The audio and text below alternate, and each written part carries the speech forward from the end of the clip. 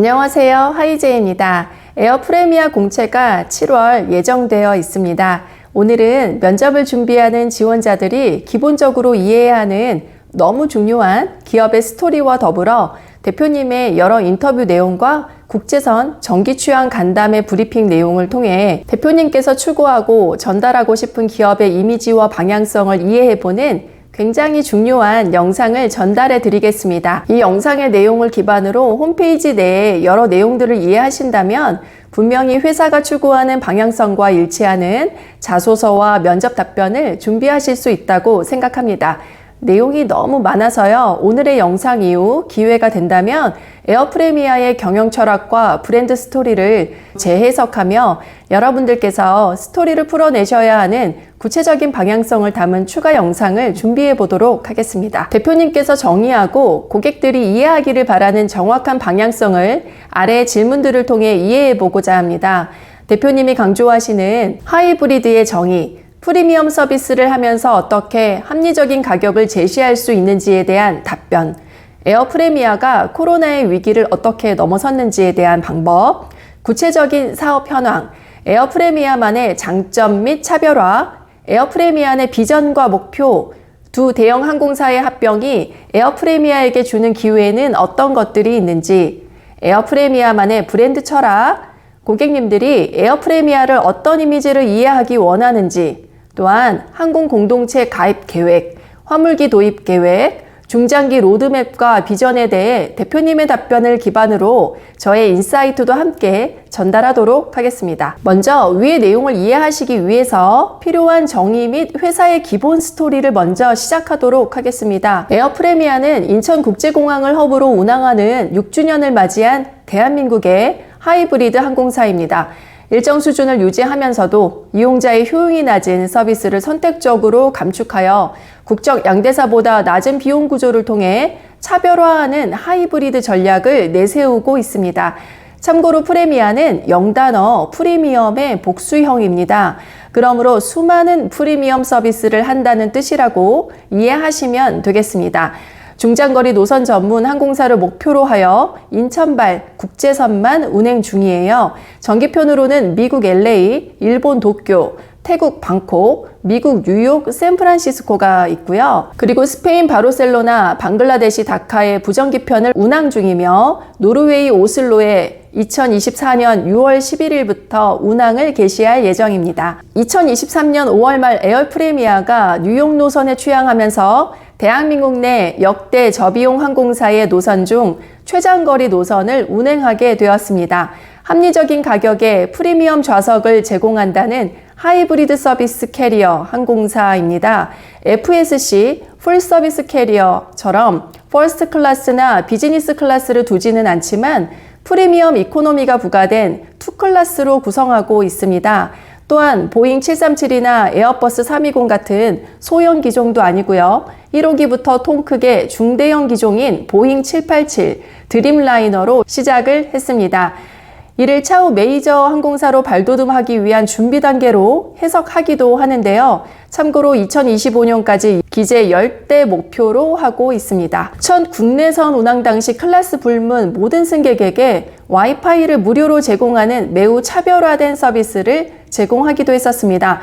다만 100MB 정도이고 와이파이 기기 오류가 잦고 안 되는 경우가 있었는데요. 이후 국제선 운항을 시작하면서 와이파이는 유료로 제공하게 되었습니다. 참고로 카타르 월드컵 기간 한정으로 파나소닉과 제휴하여 월드컵 실시간 중계 서비스를 제공하며 남다른 차별화된 고객 만족을 위해 노력하기도 했습니다. 2024년 5월 1일부터 모든 탑승객을 대상으로 채팅이 가능한 와이파이를 1시간 무료 제공하고 있습니다. 참고로 마일리지 시스템에서 포인트 제도를 도입하여 운영하고 있습니다. 좌석 등급으로는 프리미엄 이코노미 및 이코노미가 있는데요. 2024년 5월 28일부터 좌석 클래스명이 프레미아 42에서 프리미엄 이코노미로, 이코노미 35에서 이코노미로 변경되었습니다. 기존 클래스명이 소비자들에게 익숙치 않아 변경한 것으로 보입니다.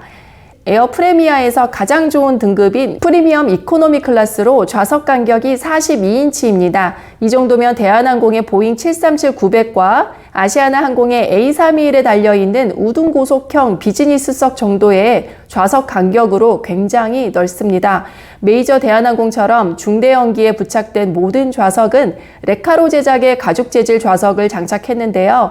중고기인 HL8516, HL8517을 제외한 기종엔 레카로 PL3530 시트가 장착되었습니다. 이코노미 클래스도 좌석 간격이 무려 35인치입니다. 프리미엄 이코노미와 다른 점은 좌석 재질이 천이라는 것이고요. 다만 노르웨이 에어셔틀에서 도입한 중고기의 경우 두 클래스 모두 가죽이라고 합니다.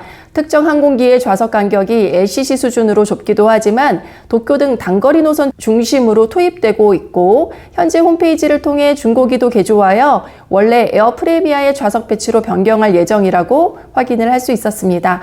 그리고 대부분 노선에서 무료 음료와 기내식이 기본입니다. 대형 항공사와 저비용 항공사를 결합한 컨셉으로 설립된 만큼 대한항공, 아시아나항공과 제주항공 출신이었던 임원분들이 많으십니다. 유명섭 대표님도 대한항공에서 26년, 제주항공에서 6년 재직한 바 있으시고요. 최현철 에어프레미아 뉴욕 지점장님도 약 15년간 아시아나항공에 재직한 경험이 있습니다. 그러므로 면접 답변 시에 대한항공, 아시아나항공, 제주항공 같이 특정 항공사의 이름을 거론하며 비교 우위 답변을 하시기보다는 FSC, LCC 항공사라는 표현을 이용해서 비교 분석하는 답변을 하시는 센스가 필요하겠습니다. 최근 2024년 5월 27일 대한항공과 인터라인 협약을 맺었다는 기사를 확인할 수 있었습니다. 이번 협약으로 에어프레미아의 미주, 뉴욕, LA, 샌프란시스코 출발편 이용객들은 인천을 거쳐 동남아와 동북아로 이동 시 대한항공 항공편까지 묶어 하나의 항공권으로 구입할 수 있게 되었고요. 더불어 미국의 알래스카 항공과도 인터라인 협약을 추진 중이라고 합니다. 에어프레미아에 대한 기본적인 이해를 하셨다면 이제는 대표님의 인터뷰를 분석하며 저의 인사이트와 함께 회사가 추구하고자 하는 구체적인 방향성을 이해해 보도록 하겠습니다. 대표님께서는 인터뷰에서 에어프레미아는 11번째 운항 시작을 한 항공사입니다. 기존 2곳의 대형 항공사의 장점과 8곳의 저비용 항공사의 장점을 결합한 하이브리드 항공사입니다. 라고 소개를 하셨습니다. 또한 하이브리드의 정의를 이렇게 표현하셨네요. 기존 대형 항공사의 서비스와 중장거리 운항 능력과 저비용의 가격 합리성을 동시에 가진 항공사라는 의미라고 말씀하시면서 LCC가 운행하지 않았던 중장거리 운행하고 장거리 위주이기 때문에 35인치 넓은 좌석과 여행에 필요한 기내 엔터테인먼트, 와이파이, 그리고 개성적인 기내식 등 필요한 서비스를 제공하고 있고 42인치 프리미엄 이코노미 운영하고 있어서 상대적인 프리미엄을 원하는 고객의 편의성을 맞춰드리고 있다고 말씀하셨습니다. 프리미엄 서비스를 하면서 어떻게 합리적인 가격을 제시할 수 있는가에 대한 질문에 대표님의 답변도 이어서 안내해 드리겠습니다. 개념이 상반되기 때문에 어려운 사업 모델이지만 해답을 단순화 그리고 효율화해서 찾았다고 말씀을 하셨습니다. 연료 효율성이 기존 항공기보다 20% 높은 보잉 787 드림라이너 기단을 선택하고 단일 기종으로 운항하면서 관련 비용 절감을 하셨다고 말씀하셨습니다. 또한 제공하는 서비스는 비즈니스 및 퍼스트 클래스를 운영하지 않기 때문에 이코노미와 프리미엄 이코노미로 단순화하였고 복잡성과 더 많은 인력을 단순화해서 효율성을 키웠다고 하셨습니다. 여행의 편의성과 관련되는 필요한 서비스는 하고 있지만 전승객이 필요로 하지 않는 예를 들어 알코올 같은 서비스는 유료화하면서 합리적인 가격을 제공하고 회사는 추가적인 수익을 창출할 수 있다고 하셨습니다. 또한 우리는 중형기 기단을 이용하기에 여행 이외에 화물 수익도 가능하다는 장점이 있다고 답변하셨네요. 이제는 코로나의 위기를 넘어선 방법에 대한 답변을 통해 프레미아 직원들의 팀워크를 이해해 보도록 하겠습니다. 19년 3월 사업 면허를 받았는데 기본 수익이 없는 상태에서의 코로나는 너무나 어려운 시기였다고 합니다. 승무원들은 유급 휴가를 하고 조종사들은 자발적으로 급여를 반납하는 노력을 통해서 운항 증명을 받기 위한 노력을 했다고 말씀하셨습니다. 그래서 21년 7월에 운항 증명 자격증을 받을 수 있었고요. 이후 21년 8월에 국내선 운항을 3개월간 운항 승무원의 자격 확보와 교육 차원으로 했었다고 합니다. 결국 그해 12월에 국제선 취항 가능했다고 하시네요.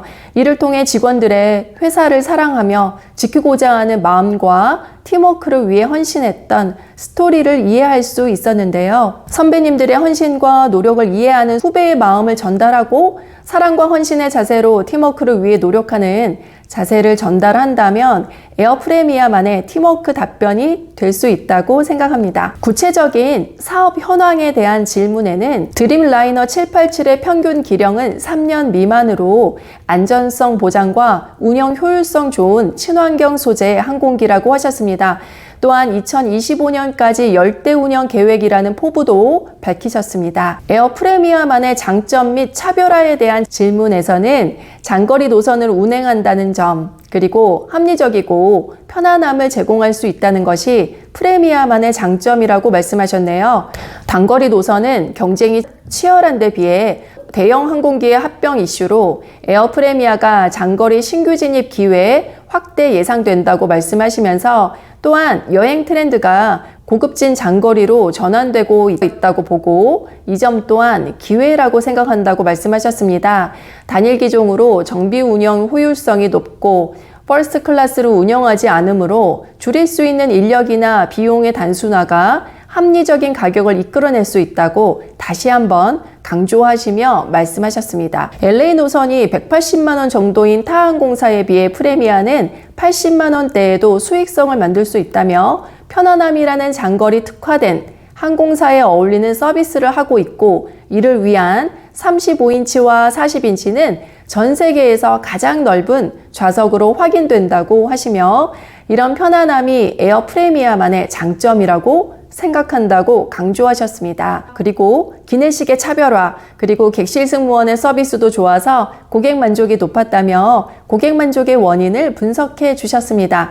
여기에서 기내식에 대해 조금 더 자세히 알아보면 재사용이 가능한 친환경 소재를 사용하는 식기이고요. 비상하는 이미지로 남다른 디자인을 표현하여 반응이 좋다고 합니다. 제가 비행시 서비스하던 아시아나 항공 비즈니스 이상 상위 클래스의 기물 디자인과 비슷한 고급스럽고 특별한 디자인이었어요. 또한 기내식의 내용 또한 고객 만족을 위해 기존의 틀을 깨고 새로운 메뉴들을 확인할 수 있다고 하네요. 참고로 기내식은 루프트한자 계열사인 LSG 스카이셰프에서 공급받고 있습니다. 에어 프레미안의 비전과 목표에 대한 대표님의 답변도 이어서 이해해 보도록 하겠습니다.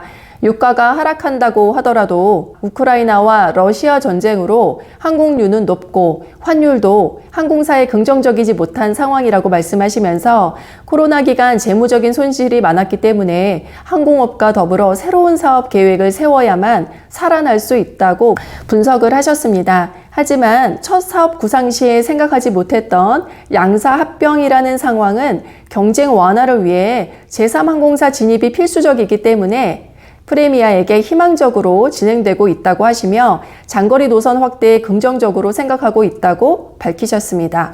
에어 프레미아만의 브랜드 철학 그리고 고객님들이 에어 프레미아를 어떤 이미지로 이해하기 원하는지에 대한 답변도 이해해 보도록 하겠습니다. 누구나 누릴 수 있는 편안함이 회사의 철학이다 라고 말씀하셨네요. 프리미엄을 강조하다 보니 프리미엄의 복수인 프레미아를 사용하게 되었다며 사람에 대한 존중으로 승객에 대한 안전 그리고 최상의 비행 경험이 가장 중요한 가치라고 하셨습니다. 또한 손님들에게 항공여행이 즐겁고 안전하다는 이미지로 기억되고 싶다고 답변을 하셨습니다. 항공동맹체 가입 계획에 대해서는 포인트 제도 운영하고 있고 구매 금액의 7에서 9%를 다음에 사용할 수 있도록 포인트로 활용할 수 있도록 하고 있으며 기회가 된다면 항공동맹체도 희망한다고 밝히셨습니다. 추가 설명을 드리자면 대한항공의 아시아나 항공 인수 시도로 인해 만약 인수가 성사된다면 국내인 항공동맹이 스카이팀밖에 남지 않는데요. 이를 기회로 에어프레미아가 스타얼라이언스나 원월드에 가입할 수 있다는 기사를 확인할 수 있었습니다. 항공동맹에 가입하려면 FSC여야 하는데 에어프레미아는 아직은 이러한 항공동맹 가입은 어려운 상황이긴 합니다. 단 티웨이 항공과 함께 스타얼라이언스 가입에 도전한다는 실제 기사가 나온 것을 보면 가입을 희망하는 것은 사실인 듯합니다. 현실적으로 진에어와 티웨이 항공을 제외한 국내 LCC들은 광동체가 없고 그나마 대한항공의 대안이자 스타얼라이언스의 막강한 노선 인프라, 차별화된 서비스, 그리고 마일리지 혜택 덕분에 아시아나항공을 이용한 사람들이 많았지만 모기업의 경영난으로 인해 대한항공에 흡수되어 버리면 독점 체제가 될 수 있습니다. 따라서 FSC는 아니지만 이에 견줄 수 있는 항공사는 국내에서 사실상 프레미아뿐인데요. 티웨이 항공도 A330을 도입했지만 에어프레미아는 미주 노선을 중심으로 티웨이 항공은 유럽 및 호주 노선을 중심으로 공략하는 이원화 체제가 될 듯합니다. 화물기 도입 계획에 대한 질문에서는요. 현재 787 기제 10대 만들기는 고려하고 있지만 그래서 단기적인 화물기 도입 계획은 하고 있지 않다고 말씀을 하셨습니다. 하지만 여객기 벨리카고 구축하고 있기 때문에 중대형기 이점을 이용하여 거리에 따라 10톤 내지 20톤 화물 사업하고 있다며 화물 수송기는 없지만 화물 시스템 구축하고 있다고 밝히셨습니다. 여러분들께서는 벨리카고라는 용어가 생소하실 수 있는데요.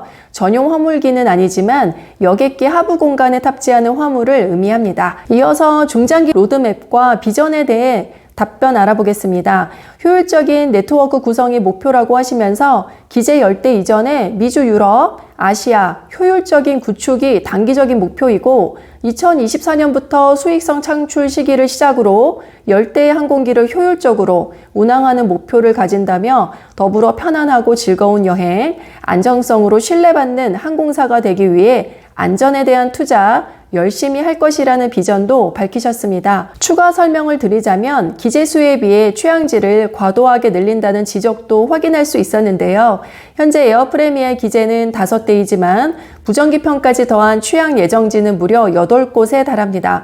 물론 적절한 운영이 이루어진다면 취향지와 항공기 기재수 간의 직접적인 상관관계는 없습니다만 이미 과도한 취향지 확장에 따른 줄지연이 발생하는 등 문제점이 발생하기도 했습니다. 거기에 에어프레미아의 취향지는 도쿄와 방콕을 제외하면 여타의 다른 LCC 노선보다 훨씬 먼 거리이기 때문에 인근의 대체기를 보내 문제를 해결하기도 쉽지 않은 여건입니다. 과거에 라오 항공과의 충돌 사건 당시에도 자사 항공기 대신 아시아나 항공 대체편을 보냈었고요.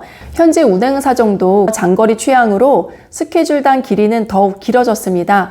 따라서 앞으로 에어프레미아의 위기 대처 능력에 대한 대안이 필요하다는 의견도 확인할 수 있었습니다. LA의 기상 악화로 인한 YP101편 지연이 뉴욕 노선인 YP131편, 호치민 노선인 YP651에게 각각 10시간, 2시간, 5시간 지연이라는 피해를 입힌 적이 있었는데요. 단 한 대 지연으로 당시 보유기재 4대에 75%가 피해를 본 셈이죠.